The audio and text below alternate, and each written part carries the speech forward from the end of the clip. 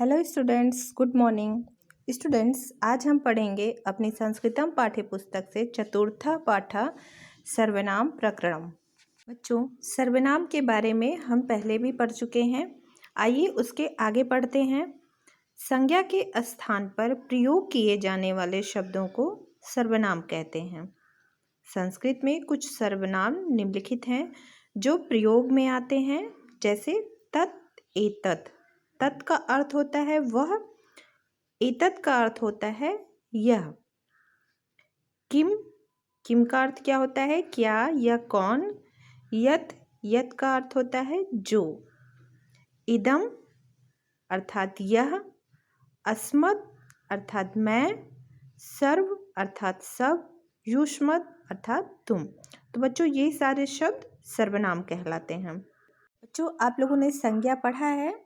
संज्ञा अर्थात किसी भी वस्तु, व्यक्ति, प्राणी, स्थान अथवा भाव के नाम को क्या कहते हैं, संज्ञा कहते हैं। तो इन संज्ञाओं के बदले में जो शब्द प्रयोग किए जाते हैं उन्हें क्या कहते हैं, सर्वनाम।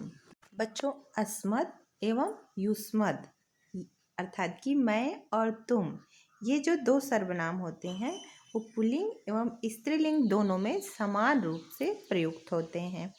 अतः अस्मत् एवं युष्मत् सर्वनामों को छोड़कर आइए अन्य सर्वनामों के रूप तीनों लिंगों में पढ़ते हैं। लिंग, जिसे हम लोग पहले भी पढ़ चुके हैं। लिंग किसे कहते हैं? संस्कृत में 3 लिंग होते हैं, पुल्लिंग, स्त्रीलिंग और नपुंसक लिंग।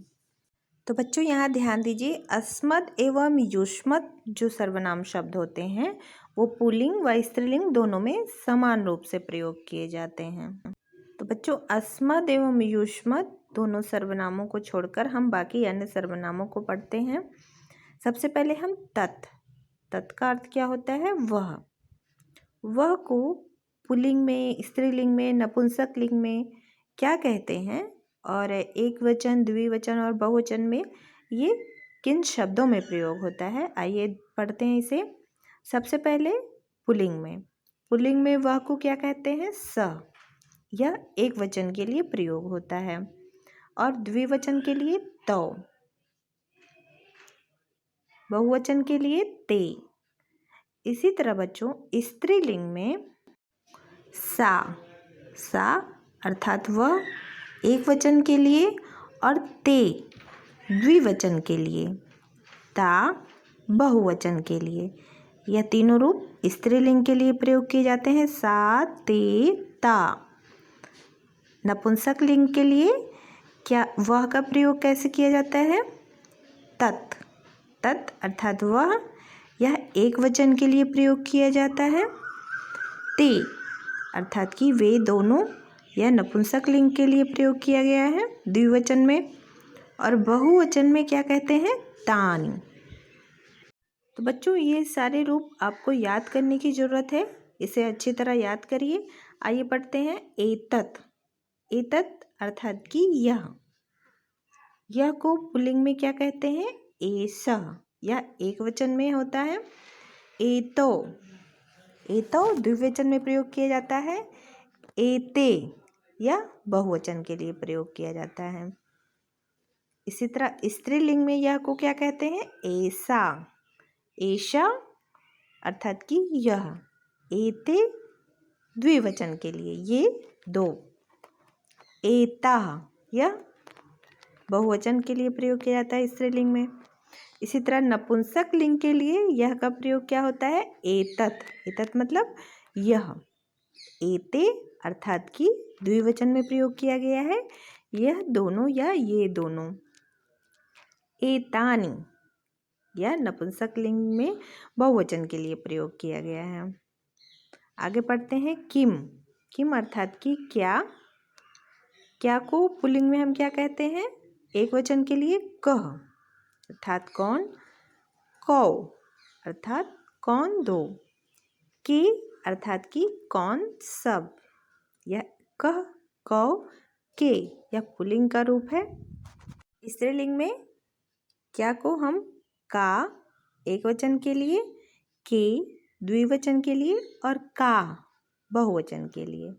इसी तरह नपुंसक लिंग के लिए किम अर्थात कि क्या एक वचन में, के द्विवचन में और कानि बहुवचन के लिए।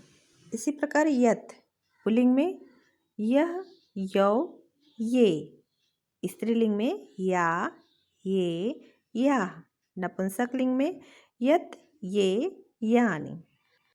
आगे पढ़ते हैं इदम। इदम का अर्थ भी यह होता है।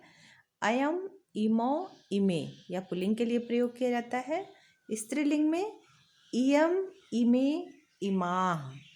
नपुंसकलिंग के लिए इदम, इमे, इमानि।